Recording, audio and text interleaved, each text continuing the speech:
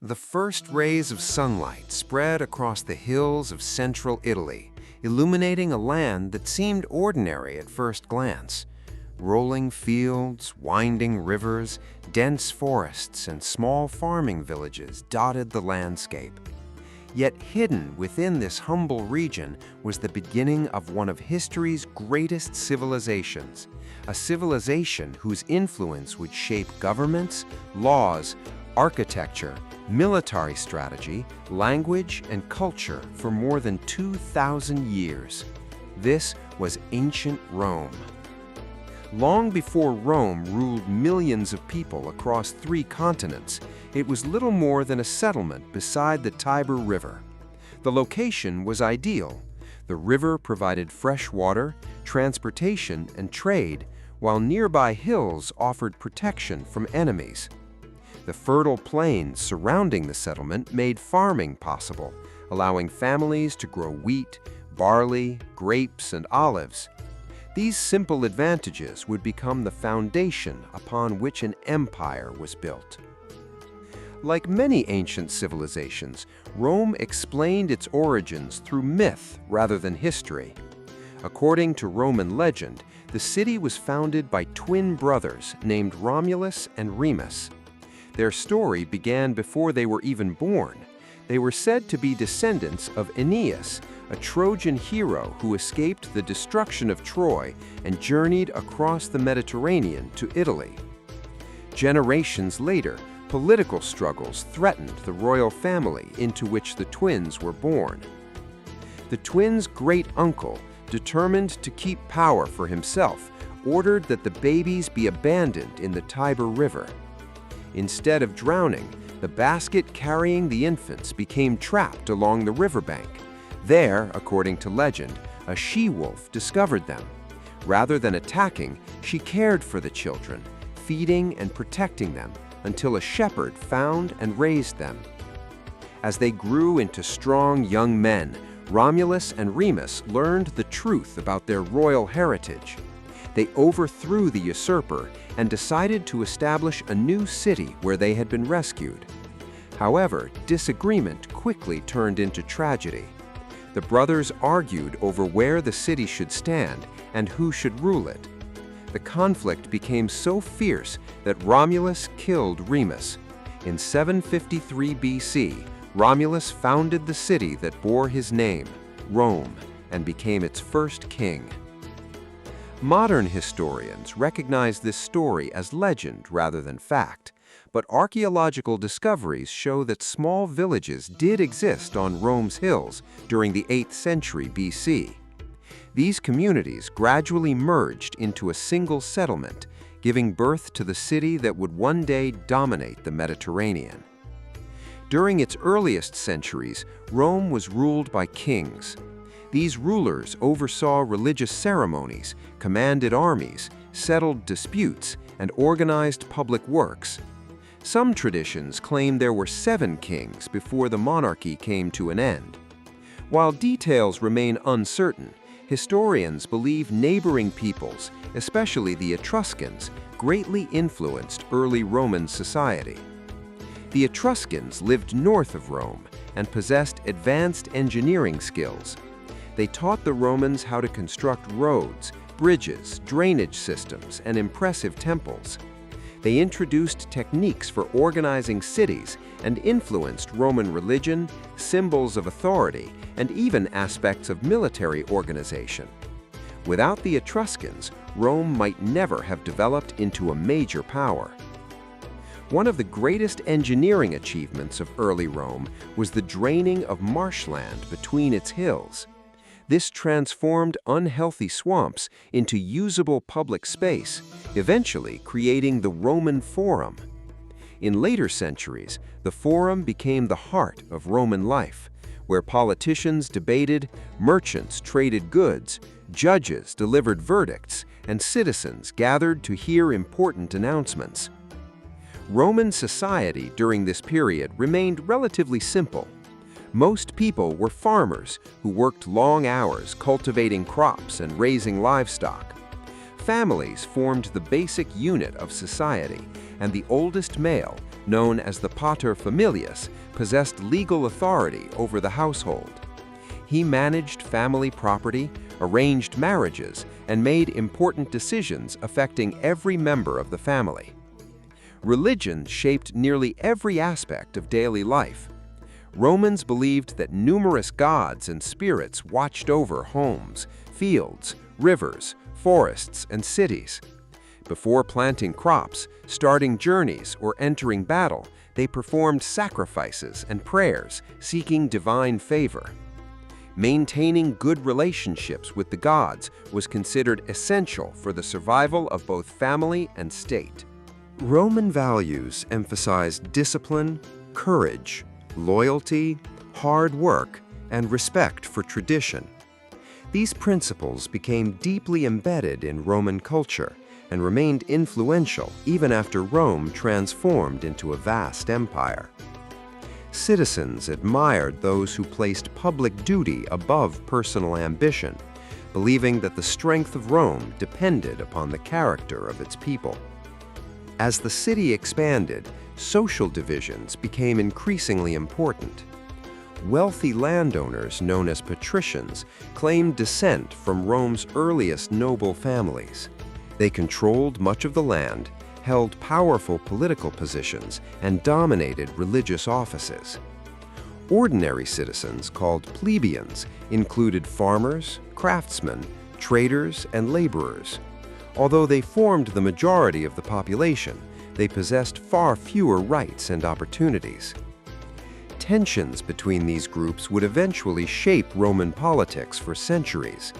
Plebeians demanded greater representation, legal protection, and access to public office. Their struggle helped create one of history's most influential political systems. By the late 6th century BC, dissatisfaction with royal rule had reached a breaking point.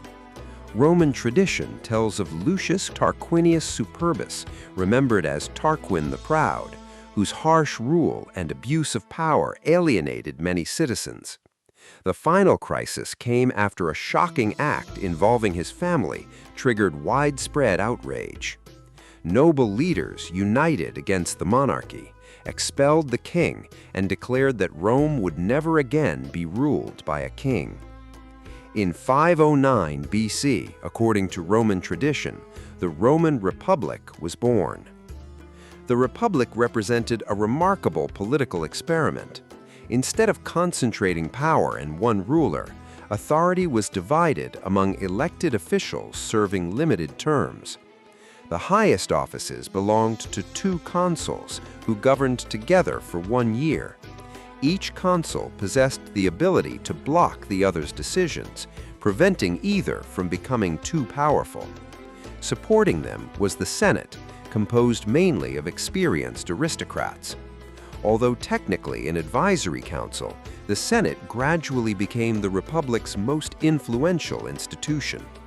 Senators debated foreign policy, supervised finances, advised magistrates, and guided long-term strategy. Several other officials performed specialized duties. Quaestors managed public finances, praetors administered justice, aediles supervised markets, festivals, and public buildings. Censors conducted the census and monitored public morality. During emergencies, a dictator could be appointed for 6 months, exercising extraordinary authority until the crisis ended. Despite these innovations, political power remained concentrated among the elite. Plebeians continued demanding equality. Over generations, they organized protests, refused military service, and even temporarily left the city in acts known as the secession of the plebes. Their persistence forced significant reforms. One of the earliest victories came with the creation of the tribune of the plebes. These officials represented ordinary citizens and possessed the extraordinary power to veto actions they believed harmed the plebeians. Because tribunes were considered sacred under Roman law, attacking one was regarded as a serious crime. Another milestone arrived around 450 BC with the publication of the 12 Tables. Before this time, laws were largely controlled by aristocrats and often interpreted unfairly.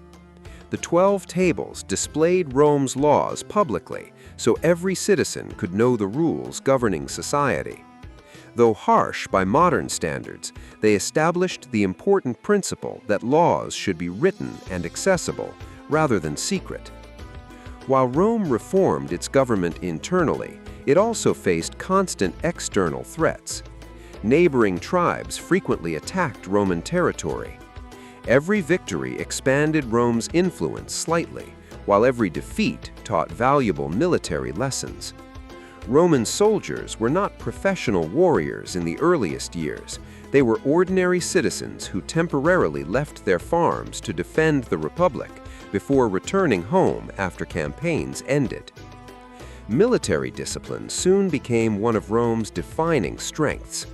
Soldiers trained relentlessly, built fortified camps wherever they traveled, marched long distances carrying heavy equipment, and followed strict orders from their commanders. Roman leaders believed that preparation, organization, and discipline mattered more than individual bravery. These principles distinguished Rome from many rivals. Instead of relying solely on heroic warriors, Rome created a system capable of replacing losses, learning from mistakes, and adapting to changing circumstances. Every defeat became an opportunity for improvement rather than a reason to surrender. As the 5th century BC drew to a close, Rome remained only one power among many in the Italian peninsula. Powerful neighbors surrounded it, and its future was far from certain. No one could have imagined that this modest republic would eventually conquer the entire Mediterranean world, defeat mighty kingdoms, challenge legendary generals, and create an empire whose legacy would endure long after its fall. The story of ancient Rome was only beginning, and the struggles that lay ahead would test every institution, every citizen, and every ideal upon which the Republic had been built. Rome had survived its difficult beginnings, but survival alone was never enough. The Republic's leaders believed that security could only be achieved through strength, and strength required expansion. Every neighboring tribe represented both a threat and an opportunity. If Rome failed to defeat them first, they might one day march against the city itself. This belief gradually transformed a small republic into an unstoppable military power. The Italian peninsula during the 5th and 4th centuries BC was divided among many different peoples. To the north lived the Etruscans, whose civilization had once dominated central Italy. In the mountains lived the fierce Samnites, skilled warriors who knew every valley and mountain pass. Greek colonies flourished along the southern coast, bringing wealth, philosophy, and advanced military techniques. Celtic tribes occasionally crossed the Alps from the north, while countless smaller communities fought to protect their own lands and independence. Rome's earliest wars were not grand campaigns of conquest, but desperate struggles for survival. Every harvest season could be interrupted by invading armies. Farms were burned, livestock stolen, and villages destroyed.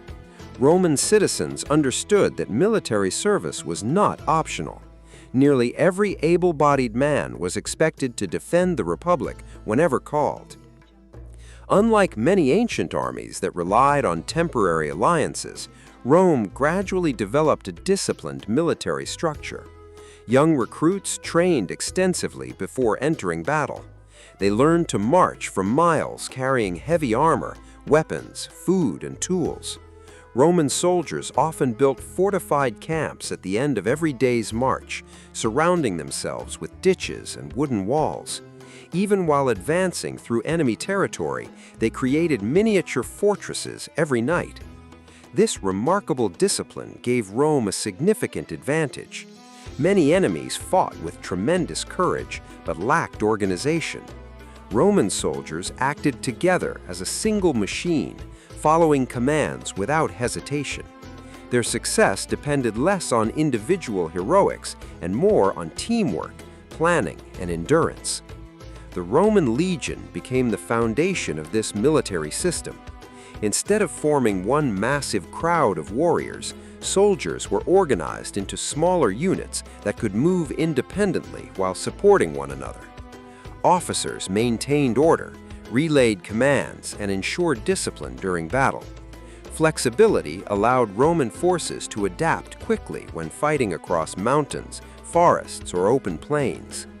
One of Rome's greatest early challenges came from the Samnites. These mountain warriors were among the Republic's most dangerous enemies.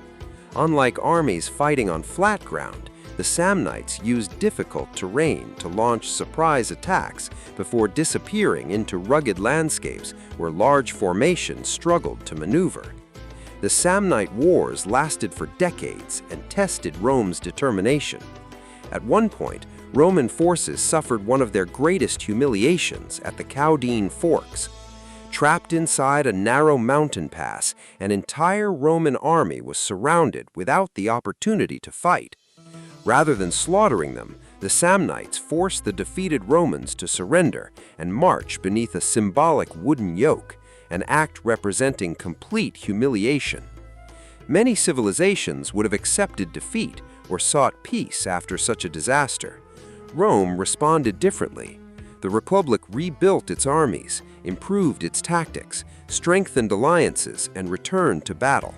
Defeat became motivation rather than discouragement.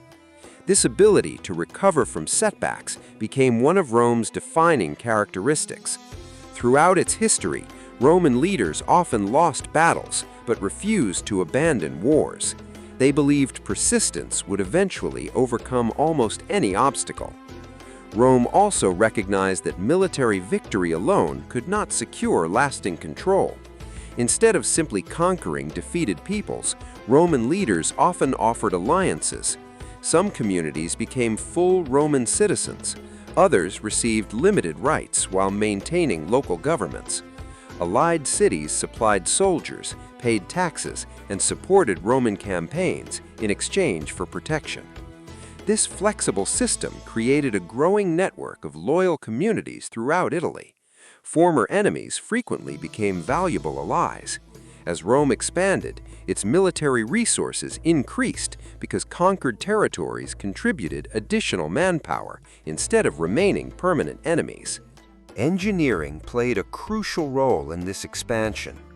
Roman roads became famous across the ancient world. Unlike simple dirt paths, these carefully constructed roads used layers of stone, gravel, and sand to create durable surfaces capable of lasting for centuries. Roads served many purposes. Merchants transported goods more efficiently. Government officials communicated more quickly.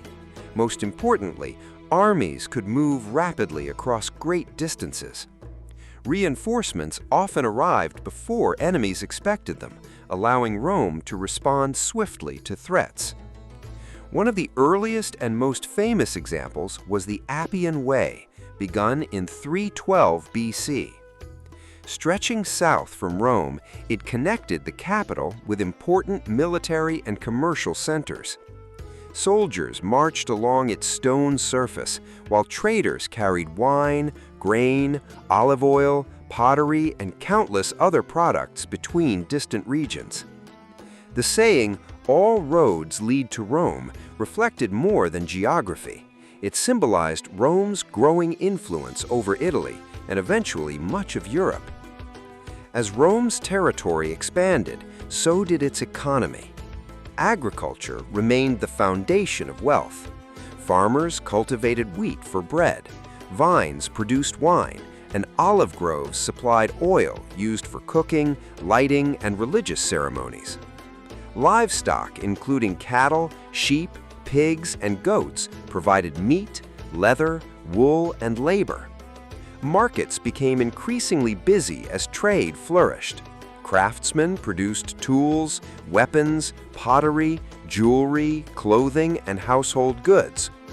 Merchants traveled between cities exchanging products from different regions.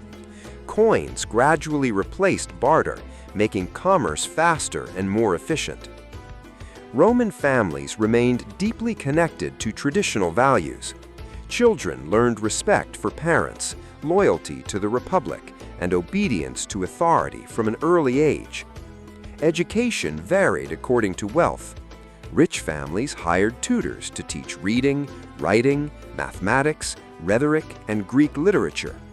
Poorer children often learned practical skills by working alongside parents. Women occupied an important place within Roman households. Although they lacked many political rights, Roman women managed homes, supervised servants, raised children, and often handled family finances. Wealthy women could become influential through business activities, charitable works, and family connections.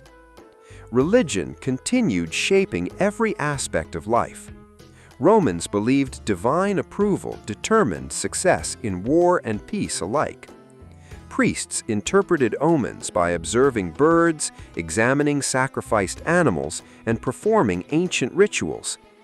Military commanders frequently delayed campaigns until religious ceremonies indicated favorable signs. The Romans readily adopted foreign gods alongside their own.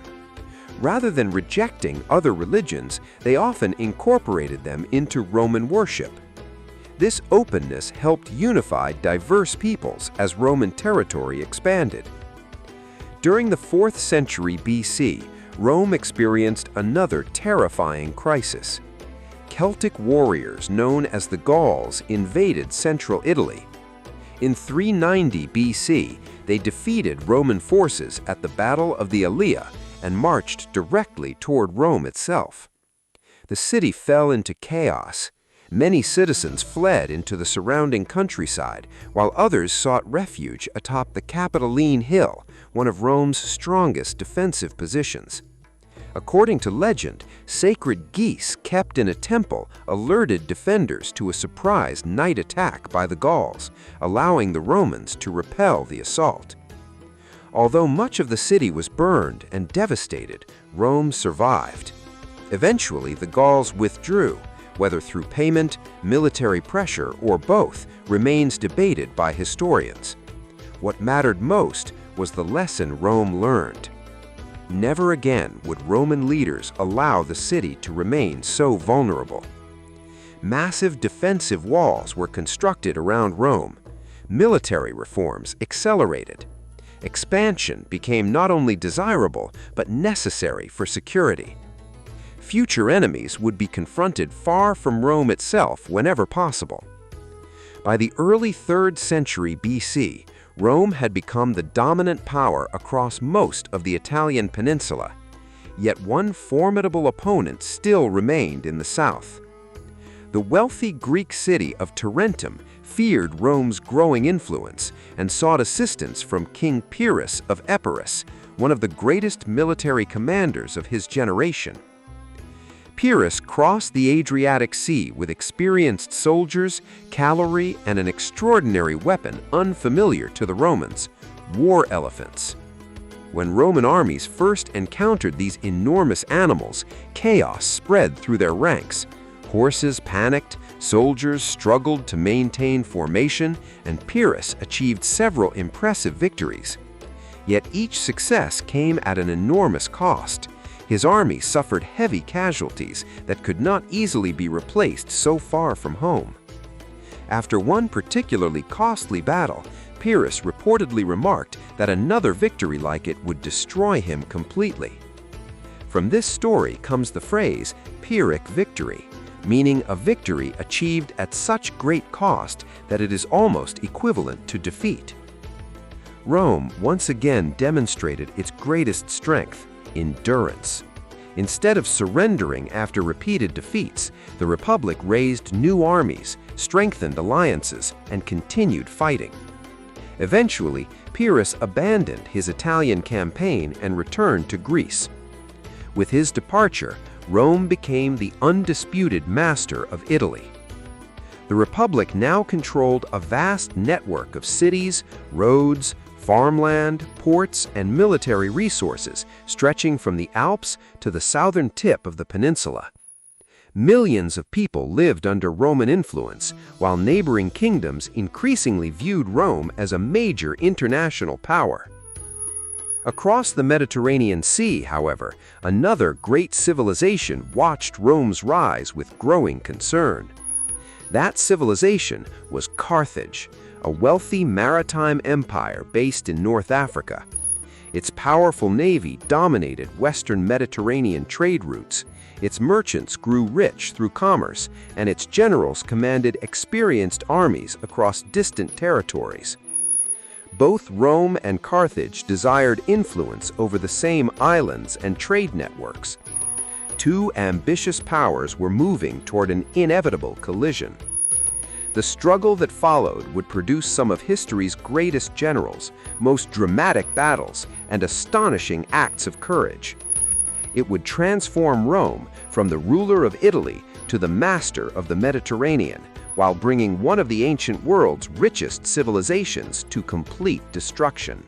The Mediterranean Sea was the lifeblood of the ancient world. Its waters connected Europe, Africa, and Asia, carrying merchants, soldiers, ideas, and cultures from one civilization to another. Whoever controlled these waters controlled trade, wealth, and influence. By the early 3rd century BC, two great powers stood above all others in the Western Mediterranean. One was Rome, the rising republic that had united the Italian peninsula through relentless determination. The other was Carthage, a wealthy maritime empire founded centuries earlier by Phoenician settlers from the city of Tyre. Unlike Rome, whose strength lay in disciplined armies and expanding alliances, Carthage built its power upon the sea. Its magnificent harbor welcomed ships from across the known world. Merchants traded gold from Africa, silver from Spain, grain from Sicily, ivory, spices, fine textiles, and countless luxury goods. The city's enormous wealth allowed it to hire skilled soldiers from many different lands, including Numidian cavalry, Iberian warriors, Celtic fighters, and African infantry. Its navy was considered nearly unbeatable. For many years, Rome and Carthage avoided direct conflict. Their interests rarely overlapped. Rome focused on Italy, while Carthage ruled islands and coastal territories across the Western Mediterranean. But as Rome expanded southward, their ambitions began to collide. The spark came from Sicily. Located between Italy and North Africa, Sicily occupied one of the most strategic positions in the Mediterranean. Whoever controlled the island could dominate important trade routes and project military power across the region. Several Greek cities occupied parts of Sicily, while Carthage controlled much of the western side. When local disputes drew both Rome and Carthage into Sicilian affairs, diplomacy quickly gave way to war. Thus began the First Punic War in 264 BC. The word Punic came from the Latin name for the Carthaginians, descendants of the Phoenicians. Few people at the time realized that this conflict would become only the first in a series of wars that would reshape world history. At the beginning of the war, Rome faced a serious disadvantage.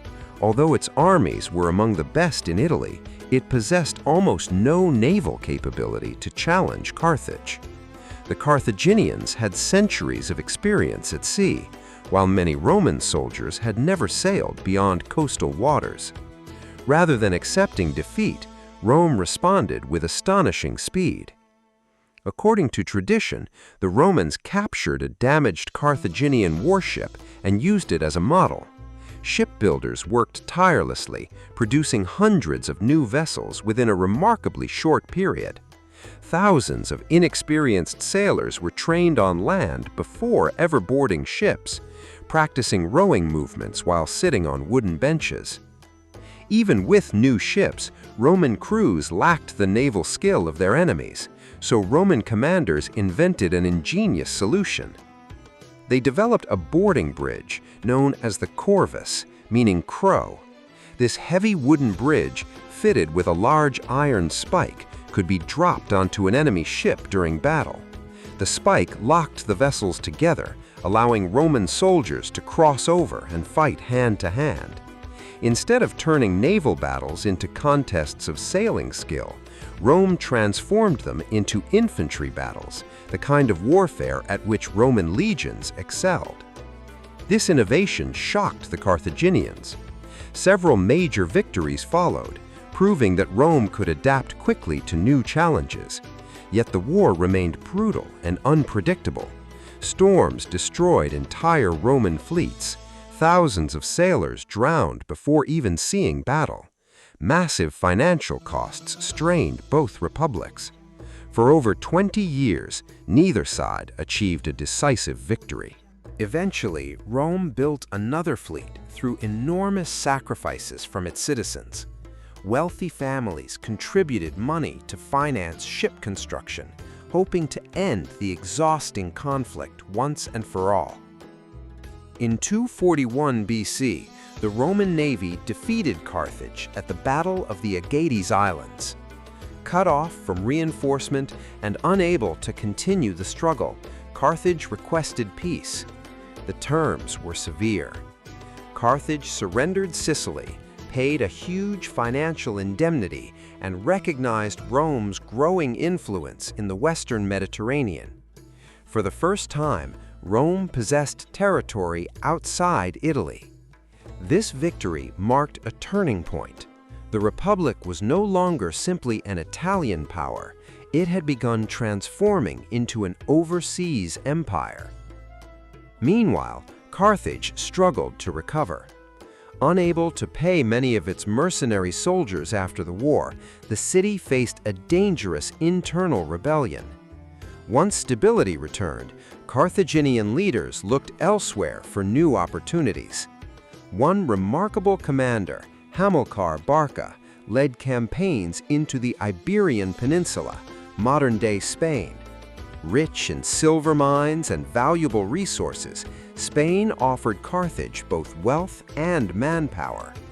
Hamilcar established a powerful Carthaginian presence there, hoping to rebuild the strength needed to challenge Rome once again. Traveling beside him was a young boy who would become one of history's greatest military geniuses. His name was Hannibal. According to ancient tradition, before leaving for Spain, Hamilcar brought his son before an altar and made him swear eternal hatred toward Rome. Whether the story is entirely true remains uncertain, but it perfectly reflected Hannibal's future. After Hamilcar's death and the leadership of his son-in-law Hasdrubal, Hannibal eventually assumed command of Carthaginian forces in Spain. He possessed extraordinary intelligence, courage, and charisma. His soldiers respected him because he shared their hardships. He marched beside them, endured harsh weather, crossed dangerous terrain, and inspired fierce loyalty among men from many different cultures. Rome watched Hannibal's growing power with increasing concern. The immediate cause of the Second Punic War came when Hannibal attacked Saguntum, a city allied with Rome. Diplomatic negotiations failed, and in 218 BC, war erupted once again. Most Roman leaders expected Hannibal to attack by sea. Instead, he chose one of the boldest military strategies ever attempted. Leaving Spain with tens of thousands of soldiers, thousands of cavalry, and dozens of war elephants, Hannibal marched overland toward Italy. His route crossed rivers, hostile tribes, and finally the towering Alps. The Alpine crossing became legendary. Snow covered narrow mountain paths. Freezing temperatures killed men and animals alike. Rocks crashed down steep cliffs. Local tribes launched surprise attacks from above. food became scarce and exhaustion spread throughout the army. Many soldiers never completed the journey, yet those who survived emerged into northern Italy, astonishing the Romans. No enemy commander had ever attempted such an invasion. Rome hurriedly assembled armies to stop him. Hannibal defeated them one after another. At the Battle of the Trebia, Roman forces were lured into freezing waters before fighting tired and cold. At Lake Trasimene, Hannibal prepared one of history's greatest ambushes. Hidden troops attacked from surrounding hills as Roman soldiers marched beside the lake. Confused and trapped, thousands were killed before they even understood what was happening. Panic spread across Rome. Some feared the Republic itself might collapse. To confront the emergency, the Romans appointed Quintus Fabius Maximus as dictator. Rather than seeking another decisive battle, Fabius adopted a cautious strategy. He shadowed Hannibal's movements, destroyed crops before the Carthaginians could capture them, harassed smaller forces, and avoided major confrontations. Many Romans criticized this approach as cowardly. They wanted immediate victory. Fabius understood something others did not. Hannibal excelled in open battle. Avoiding those battles denied him the victories he needed. Nevertheless, political pressure eventually forced Rome back into direct confrontation. In 216 BC, near the small village of Cannae, one of history's greatest military disasters unfolded. The Romans assembled perhaps the largest army they had ever fielded. They believed overwhelming numbers guaranteed victory. Hannibal thought differently. He deliberately weakened the center of his battle line while strengthening his flanks. As the Roman army pushed forward believing victory was near, Hannibal's center slowly retreated. The Romans advanced deeper and deeper.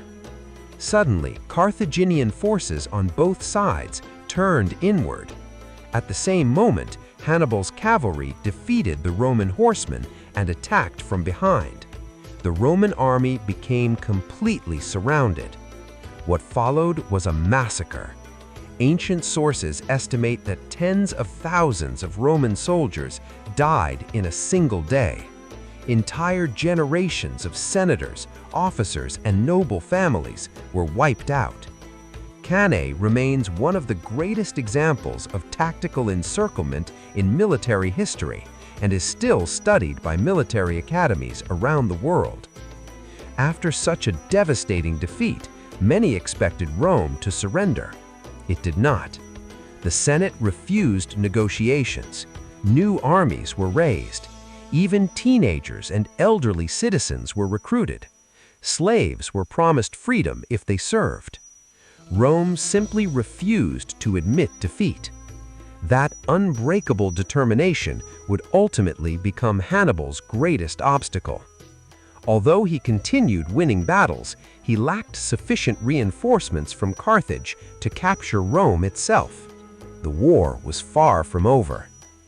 While Hannibal remained in Italy, Roman commanders prepared a new strategy, one that would eventually carry the fight directly to Carthage's homeland and change the course of history forever. While Hannibal remained in Italy, undefeated in open battle, yet unable to destroy the Roman Republic, a new generation of Roman leaders began searching for another path to victory. Among them was a young commander named Publius Cornelius Scipio, a man whose courage, intelligence, and determination would eventually earn him the title Scipio Africanus. Scipio understood that defeating Hannibal in Italy would be incredibly difficult. Instead of continuing the same costly strategy, he proposed attacking Carthage where it was most vulnerable. Before doing so, he first campaigned in Spain, where Carthage drew much of its wealth, silver, and manpower. Through a series of bold campaigns, Scipio captured key cities and gradually drove Carthaginian forces from the Iberian Peninsula. These victories deprived Hannibal of valuable reinforcements and weakened Carthage's ability to continue the war. After securing Spain, Scipio convinced the Roman Senate to allow him to invade North Africa. It was a risky decision.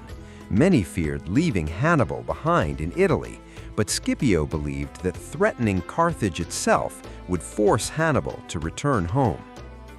His prediction proved correct. When Roman armies landed in North Africa, Carthage faced a crisis unlike anything it had experienced before.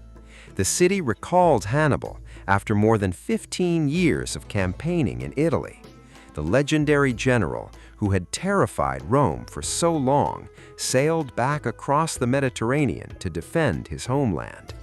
In 202 BC, the two greatest commanders of their generation met near the town of Zama. Unlike previous Roman commanders, Scipio had carefully studied Hannibal's tactics.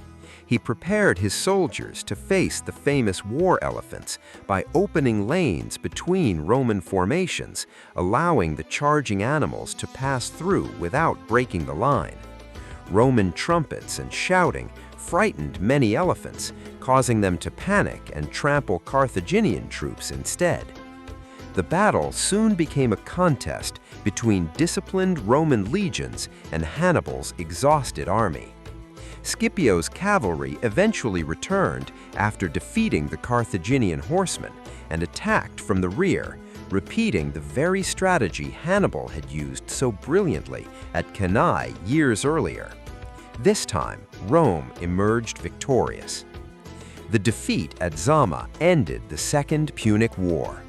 Carthage surrendered its overseas territories, paid enormous reparations, reduced its military, and promised never to wage war without Roman permission. Although the city survived, it was no longer a great power. Rome had become the dominant force in the Western Mediterranean. Over the following decades, Roman influence spread even farther. Powerful Hellenistic kingdoms in Greece and the Eastern Mediterranean gradually fell under Roman control.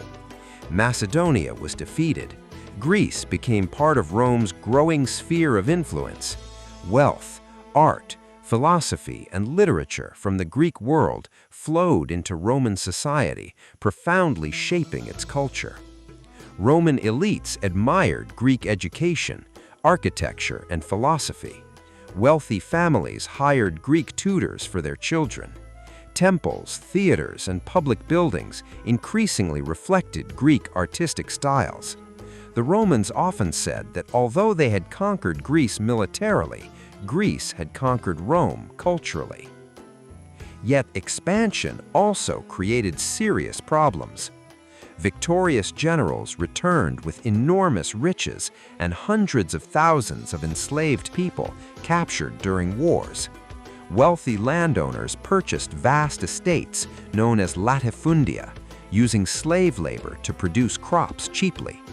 Small farmers, unable to compete, often lost their land and moved to Rome seeking work. As the capital's population exploded, poverty increased. Crowded neighborhoods filled with unemployed citizens living in poor conditions. Meanwhile, a handful of aristocratic families accumulated extraordinary wealth and political influence. The gap between rich and poor widened dramatically. Some leaders attempted reforms. The brothers Tiberius and Gaius Gracchus proposed redistributing public land to struggling citizens and addressing growing inequality. Their ideas gained support among ordinary Romans, but threatened powerful elites. Political disagreements soon turned violent. Both brothers were killed, shocking the Republic. For the first time in centuries, political conflict in Rome had resulted in organized bloodshed. Violence gradually became a normal part of Roman politics.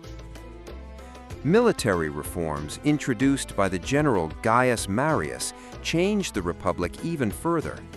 Previously, soldiers had generally been landowners serving temporarily. Marius allowed poorer citizens without property to join the army, providing equipment and pay. This strengthened Rome's military, but created an unintended consequence. Many soldiers became personally loyal to their generals rather than to the Republic itself. Successful commanders could now build powerful personal armies capable of influencing politics through force. This dangerous trend became clear during the rivalry between Marius and Lucius Cornelius Sulla. Civil war erupted. Roman armies marched against Rome itself, something once considered unthinkable. Sulla eventually seized power and ruled as dictator, demonstrating that military strength could override traditional political institutions. Although the Republic survived, its foundations had been badly weakened. Only a few decades later, another extraordinary figure appeared on the Roman stage. His name was Julius Caesar. A brilliant general, skilled politician, and gifted writer, Caesar conquered much of Gaul, modern-day France, and parts of Belgium. His victories brought immense wealth to Rome and unmatched popularity among his soldiers. When political rivals ordered him to surrender command and return to Rome as a private citizen, Caesar made a decision that changed history forever. In 49 BC, he crossed the small river known as the Rubicon with his army. Roman law forbade generals from bringing armies into Italy. By crossing the Rubicon, Caesar openly defied the Senate. Civil war followed. Caesar defeated his opponents and became Rome's undisputed leader. He introduced numerous reforms, expanded citizenship, reorganized government, improved the calendar, and planned ambitious projects throughout the Republic. However, many senators feared he intended to become king. On the Ides of March, March 15, 44 BC, a group of conspirators assassinated Julius Caesar inside the Senate. They believed they were saving the Republic. Instead, they plunged Rome into even greater chaos. Another series of civil wars followed. Eventually, Caesar's adopted heir, Octavian, defeated his rivals, including Mark Antony and Cleopatra VII of Egypt, at the Battle of Actium in 31 BC. In 27 BC, the Senate granted Octavian the title Augustus. Although republican institutions technically remained, real power rested with Augustus. The Roman Republic had come to an end. The Roman Empire had begun. Under Augustus, Rome entered a long period of relative peace known as the Pax Romana, or Roman peace. Roads stretched across thousands of miles. Aqueducts supplied clean water to cities. Massive amphitheaters, temples, baths, and public buildings displayed Rome's engineering brilliance. Trade flourished from Britain to Egypt, from Spain to Syria. At its greatest extent under Emperor Trajan in the 2nd century AD, the Roman Empire ruled approximately 70 million people, nearly 1/5 of the world's population. Latin became the language of administration across much of Europe, while Roman law influenced legal systems for centuries to come. Eventually, however, the empire faced enormous challenges. Political instability, economic troubles, invasions by Germanic tribes, military crises, and internal divisions gradually weakened Roman authority. In AD 395, the empire permanently divided into eastern and western halves. The Western Roman Empire finally collapsed in AD 476, when the last emperor was removed from power. The Eastern Roman Empire, known today as the Byzantine Empire, continued for nearly another 1,000 years until the fall of Constantinople in 1453. Even after Rome's political power disappeared, its legacy endured. Roman law became the foundation of many modern legal systems. Republican ideas inspired governments around the world. Roman engineering influenced architecture for centuries. Latin evolved into languages such as Italian, French, Spanish, Portuguese, and Romanian. Roman roads, aqueducts, literature, philosophy, military organization, and systems of government shaped civilizations across Europe and beyond. More than 2,000 years after a small settlement first appeared beside the Tiber River, the story of ancient Rome continues to fascinate humanity. It is a story of ambition, discipline, courage, innovation, triumph, and tragedy. A reminder that even the greatest empires can rise from humble beginnings and that their influence can outlive their political power by millennia. The stones of ancient Rome may have weathered with time, but its ideas still stand, woven into the foundations of the modern world.